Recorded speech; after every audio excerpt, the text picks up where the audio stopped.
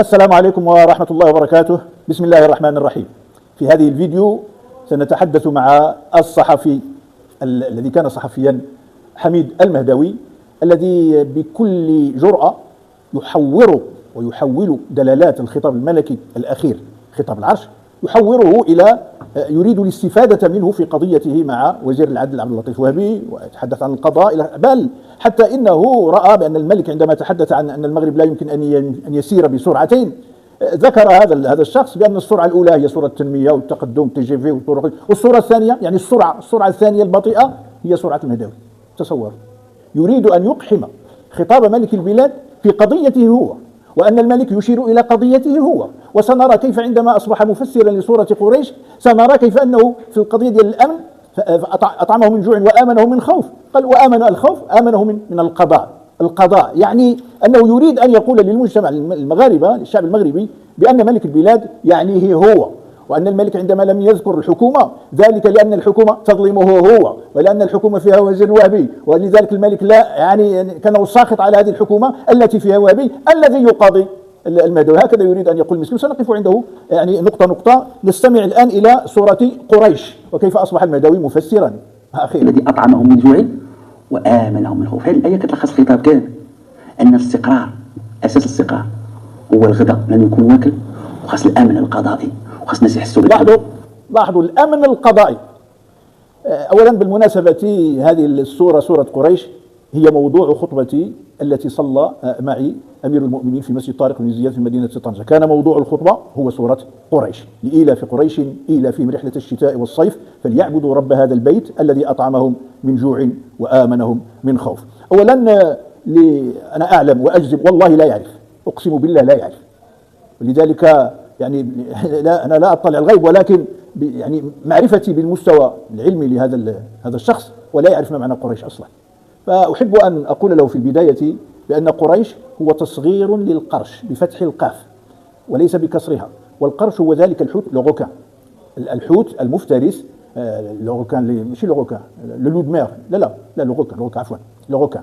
هذا القرش هذا هو كان يسمى، لست أدري، جد أهل مكة، سكان مكة، كان يلقب بقريش. قريش تصغير لكلمة قرش، فيعني كناية أو إشارة إلى هذا الحوت لوغوكان، هذا القرش. طيب، ثم صار علما على سكان مدينة مكة، على سكان قبيلة قريش برمتها. بل إن هذه الصورة التي تحدث ملك البلاد عن في آخر الخطبة عن الآية الكريمة هي آية من سورة فليعبدوا رب هذا البيت الذي أطعمهم من جوع وآمنهم من خوف، من سورة قريش.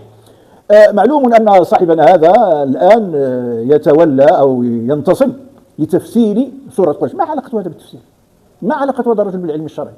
ما علاقته بسورة قريش؟ بل هو سأله الداعية العمري، سأله عما نزل القرآن فقال على قريش.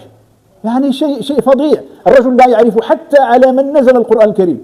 يعني أصغر طفل في المسلمين في أنحاء الدنيا قل له على من نزل القرآن الكريم سيقول لك على سيدنا محمد صلى الله عليه وسلم، إلا المهدوي بالنسبة له القرآن نزل على قريش. وأنا أعلم أن السيد العمري لم يكن ليختبره، لم يكن في مهمة اختبار، لم يكن يختبره يعني يقول له على من نزل القرآن الكريم. لا، هو كان يعلم سلفا أنه سيقول على سورة ليبني على جوابه، ليبني كلاما آخر. لكنه السي العمري عندما أجابه بأن القرآن نزل على قريش، ستلاحظ كيف أنه ابتسم ابتسامة عجب، ابتسامة غرابة. كيف لصحفي مثل هذا يدعي أنه بسم الله ما شاء الله يقول القرآن الكريم نزل على قريش؟ أولا نستمع إليه. نزل القرآن، نزل على قريش، نزل على الرسول الأنبياء عليه الصلاة والسلام. جميل، احنا ملي كنشهدوا على قريش، احنا ملي كان المهم عليه هذه الابتسامة، نزل القرآن على الأنبياء. هذه الابتسامة يعني لها ملة، يعني تفيد بأن الأستاذ ياسين العمري يعني تفاجأ، يعني ما كان أبدا يتوقع من المهدوي أن يقول له القرآن نزل على قريش، لأنه هو كما نقولوا بدرجة فافات، تلخبط ما عرف ما يدير، يعني مع من أنا كان هضر، يعني كأنه ندم أصلا على محاورة هذا الشخص الذي لا يعرف حتى على من نزل القرآن الكريم. إذا نرجع لتفسيره كيف فسر المهدوي، كيف فسر الآية التي ختم بها ملك البلاد. يقول بأن هذه الآية لخصت الخطبة كلها، وأنها تتحدث عن الجوع وعن الأمن القضائي يا عباد الله، في حين أنني أحب أن أقول للمهدوي أن كلمة أمن هي أكبر بكثير من الأمن القضائي. الأمن بصفة عامة هو كل ما يتعلق بالاستقرار النفسي والعقلي والمجتمعي والأسروي والاقتصادي والسياسي يعني الأمن بصفة عامة. وقد نقول الآن سورة قريش، ما كرهتش المخرج يعاود التفسير ديالو لسورة قريش، ماذا يقول عن سورة قريش وكيف يستثمرها في ملفه هو مع وهبي. ننصت ننصت هنا. كنتو كتسمعوا بعض العبارات الخايبة لا ماشي هذه، وبعض الكلمات لا ماشي هذه. عندما يتحدث عن قريش يفسر، هذه هي التي يفسر فيها. يعبدوا رب هذا البيت الذي أطعمهم من جوع وآمنهم من خوف. هذه الآية كتلخص الخطاب كامل، أن الاستقرار، أساس الاستقرار هو الغذاء، لن يكون واكل، وخاص الأمن القضائي، وخاص الناس يحسوا بالأمن. شفت كيف الأمن القضائي يعني حاضر الملف ديال مهداوي مع وزير العدل الوهبي، حاضر كأنه يريد لي عنق الخطاب الملكي ليصب فيه، كأنه هو يريد أن يقول بأن جلالة الملك في هذا الخطاب وأن السرعتين اللتين يشير إليهما إنما هي سرعة المغرب المتقدم وسرعة المهداوي، السرعة المتخلفة ديال المهداوي وديال الوهبي. الأمن القضائي، في حين أن القضاء هو يقضي بعد الذي نزل. فالأمن المقصود به أن الإنسان يمشي في الشارع آمنا ويدخل إلى بيته آمنا، يكون مطمئنا على أهله وأملاكه وممتلكاته ولا يخاف أحدا إلا الله في الشارع في السوق وهو مسافر، ويشعر بالأمن والاستقرار. هذا الأمن والاستقرار له أسباب متعددة، منها طبعا عاد كيجي ذاك القضاء في حالة ما إذا رفعت له هذه المظلمة أو تلك. هناك مؤسسات أمنية تحرس، هناك الدرك، هناك كذا. إذن هذه كلها أسباب، هناك قوانين، هناك إلى آخره، أسباب يعني تجعل من الأمن أمرا محققا. لكن صاحبنا هذا المهداوي يعني معقد بالملف ديال الوهبي. الامن القضائي مشى للامن ديال المحكمه، يريد ان يلعب على العقول الضعيفه بان ملك البلاد يشير الى الامن القضائي بما كانه يقول ايها القضاء المغربي اخطيكم من متابعه المهداوي، هذه المتابعه جائره ولا حق لكم فيها، واطيعوا الملك في ان يكون المغرب يسير بسرعتين. يعني هذا هو الذي يريد ان يقول المهداوي. الان انتقل الى محور اخر. استمعوا الى هذا المهداوي كيف سيمدح بشار الأسد. عباد الله، وكنت كأعتبر في محور يعني الموالعة، ولا يكون سوى جاحد ما قدمه النظام ديال الأسد للقضية الفلسطينية. دي حقيقة للتاريخ قدمها بزاف، واحتضن القادة، وفي وقت ما كانش كيقدروا يحتضنهم عباد الله، ودعم القضية الفلسطينية ودعم. وكذلك حتى المساكن ديالو الأسد ما بانش ما عرفش عنده ساكن في شي، يعني بان في لا إله إلا الله محمد رسول الله. السي المهداوي، لذلك الكثير من المغاربة يصفون المهداوي بالخيانة، يصفونه بالخيانة. ليه؟ لأن بشار الأسد كان يدعم، كما قال يدعم، كان يدعم البوليساريو. بشار الأسد كان عدوا للمملكة المغربية، كان عدوا للوحدة الترابية للمملكة المغربية، كان يدعم قيادة البوليساريو ومع قيام جمهورية الوهم والكراطن والعجاج والغبرة والقياطن، كان يدعم حكام الجزائر، كان يدعم الروافض القتلة سفاكي الدماء، حزب الشيطان وحكومة طهران والقتلة الذين سفكوا الدم، سفكوه غزيرا جدا في العراق وفي سوريا وفي لبنان وفي اليمن وفي غير ذلك من البلدان وفي إيران نفسها. ثم يأتي هذا الرجل، هذا للأسف الشديد والله شيء مؤسف جدا أن يثني على رجل سفك الدم أنهارا وأودية أساله وأجراه في كل الطرقات، وهجر الملايين من الشعب السوري، وبراميل من المتفجرات والتعذيب وصدنايا وسجون والمسخ الكبير كبير كبير كبير. ثم يأتي رجل من هذه المملكة الشريفة ليثني عليه. كيف يعني شنو زعما المهداوي ما كيعرفش باللي بشار الأسد كان عدوا للمغرب؟ المغرب قطع العلاقة الدبلوماسية مع سوريا في 2012، يعني انقطاع تام. هذا الرجل يثني الآن على عدو من أعداء المغرب، ثم عندما قال يدعم المقاومة وممانعة وكذا إلى آخره، ماذا فعل؟ ثم ختم قال الرجل ما حتى المساكين، يعني السكن ديالو كان كيسكن يعني شي ديور غير على عاديين وصافي، يعني مساكين مسكن السكنه ديال بشار شي حاجه ماشي شي حاجه. الان سنرى هذه شي حاجه كي دايره. وريوها المهداوي. هذا امامنا قصر الشعب 500 ألف متر مربع، المساحه ديالو 500 ألف متر مربع، غرفه واحده. الرخام الذي احتاجته غرفة واحدة 10 مليون دولار فاصلة 6. الرخام دي غرفنا الله اعلم شحال الغرف، غير غرفه واحده الرخام ديالها ب 10 مليون دولار فاصله 6. هذا قصر الشعب المعروف، بدأوا في بنائه سنة 1990 وهو مطل بني على هضبة تامة ومطل على دمشق في إطلالة. أنا أدعوكم أيها المتابعون والمتابعات، أدعوكم افتحوا جوجل وعملوا قصر الشعب. نحن لم نريد أن نبث الفيديوهات لأن هناك حقوق لأصحاب الحقوق المنصات وداك الشيء، فلا نريد أن نقع في إشكالية مع اليوتيوب. ادخلوا اكتبوا قصر الشعب في سوريا أو قصور الرئيس بشار الأسد في سوريا وسترون العجب.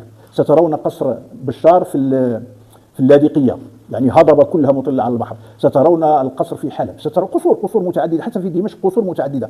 أن يكون له قصور عادي، كل الحكام لهم قصور، شيء عادي طبيعي، لكن أن يأتي هذا الكذاب ديال المهداوي ويقول يعني يزين يلمع وجهه بأنه كان رئيس الجمهورية ولكن مسكين كان ساكن غير في شي بيوت عاديا. هذا قصر الشعب، هذا قيل في زمنه 1990 مليار دولار في ذلك الزمن. شحال هذه نعم السي 35 عام، مليار دولار قبل 35 عاما.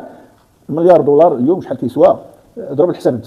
هذا قصور كثيرة. احنا اقتصرنا على هذه الصورة. الآن ننظر إلى أين يسكن الآن عندما حصل ما حصل ورب العالمين جرى عليه. ها فين كيسكن في عمارة. في هذه العمارات أولا موجودين في أرقى حي في موسكو في روسيا، أرقى حي. يعني هنايا المتر المربع في هذا الشقق الله أعلم واش كيدير شي مليون دولار ولا الله أعلم، يعني داك الشيء خيالي. هذا بشار هرب الأموال، سرق الأموال ديال الشعب السوري، نهبا. عنده هنايا 20 شقة فتحها على بعضها، 20 شقة فتحها على بعضها وكون منها قصرا كبيرا جدا في إحدى هذه العمارات الشاهقة العصرية في هذا الحي المتطور جدا والراقي جدا في العاصمة الروسية في موسكو. هذا إن دل على شيء إنما يدل على أن حميد المهداوي كذاب أشير. حميد المهداوي بقدر ما هو جاهل بما يتكلم به. لكن الآن هنا غادي نوقفوا عند واحد النقطة نختم بها، وأنه عندما تعرض لخطبة ملك البلاد قال ودي يعني هذوك المغاربة اللي كيقولوا على حكام الجزائر الكبرانات، هذا لا يليق، وسيدنا متألم من هذا وسيدنا متألم من هذا وإلى آخره، ولا ينبغي أن نستمع إليه. إذا كنتوا كتسمعوا بعض العبارات الخايبة وبعض الكلمات تخرج من المغرب، فإنني أنا خطابي للرسمي راه هو هذا، ما فاتت أوجه. دابا غنتوجهوا حتى لداخل المغرب. واش ماشي من المؤلم نبقاو نردوا عبارات ديال الكبرانات؟ هذا السيد هذا الآن داير اللي فيها ربيعة العدوية، الوعظ والإرشاد. واش ماشي من المؤلم نتكلموا على الكبرانات؟ قفز على الكم الهائل مما يأتينا من الجزائر. داكشي اللي كيقولوا على سيدنا وكيقولوا على المغرب وكيقولوا على المخزن وكيقولوا على الشعب المغربي وكيقولوا على الإنسان المغربي، داكشي فاظع جدا حتى في الإعلام الرسمي. لكن هذا خينا هذا ما بلغي بعض المغاربه كيقولوا الكامرانات. واش ماشي من المؤلم؟ ماشي من الان لو اننا والله لو اننا الان ناتي ببعض الفيديوهات ماذا يقول الاعلام الرسمي، ماشي حتى ديال لي ريزو سوسيو، لا الاعلام الرسمي ديال الجزائر، التلفزيونات الرسميه، شيء لا يتصور من طعون والشتم وصهاينه وكذا ويهود وما كيخليهم ما كيقولوا. لكن السي المهداوي ما بان له غير المغاربه اللي قلالين الادب كيقولوا الكبرانات. هذا السيد هذا المهداوي الان عامل لي فيها واعظ، وعامل لي فيها ناصح امين، وعامل لي فيها كيعطي النص والاخلاق ومتربى على كرسي ديال الاخلاق والقيم. علاش ينتقد المغاربه اللي قالوا في هذوك الحكام اللي قالوا في البلاد؟ ماشي قالوا، يفعلون، يريدون تقسيم البلاد، خلينا هذا موضوع اخر. لكن الان هذا ينتقد المغاربه اللي قالوا في الحكام الجزائر الكبرانات. غادي نسمعوا دابا هذا اش كيقول في المغاربه. هذا الان اللي كيمثل لي الان الطهرانيه والوعظ ما شاء الله، بسم الله ما شاء الله، بسم الله. الان نسمعوا اش غادي يقول في المغاربه اللي كيقولوا شنو هي الجريمه المغاربه اللي غيسب دابا. جريمه المغاربه انهم قالوا المغرب اولا، المغرب هو المغرب. سمعوا انت المغرب، انتم في المغرب، هذا غير المغرب. سي ولاد الحرام، يا اولاد الحرام، والله حتى ولاد الحرام، الله معكم الدين ديال شي اي ولد الحرام تيقول لك خويا انا المغرب، عارف ولد الحرام مقطر، احسنت عليه هضر الدين باش ندير بيناتنا كورو بدون تعليق. لان احيانا الصمت كيكون ابلغ 1000 مره من الانسان يتحدث. والله الذي هذا هو اللي قال المغاربه ما خصوش يقولوا الكبرانات. انظر ماذا يقول في المغاربه، ما ذنبهم؟ هذو ولاد الحرام عنده هو، ما ذنبهم انهم قالوا المغرب اولا؟ واللي قال المغرب اولا ولاد الحرام. والله حتى ولد الحرام، ولد الحرام مقطر، يعني ماشي ولد الحرام وصافي، لا، الحرام مقطر. الرجل لا يعرف ما معنى ولد الحرام اصلا، ولا يعرف بان هذا قذف، ولا يعرف بان خصو 80 جلده، ولا يعرف شيئا من هذه الامور، يخبط خبط عشواء. ولكن هذه الفيديو انا كما قلت لكم بدون تعليق. السلام عليكم ورحمه الله وبركاته.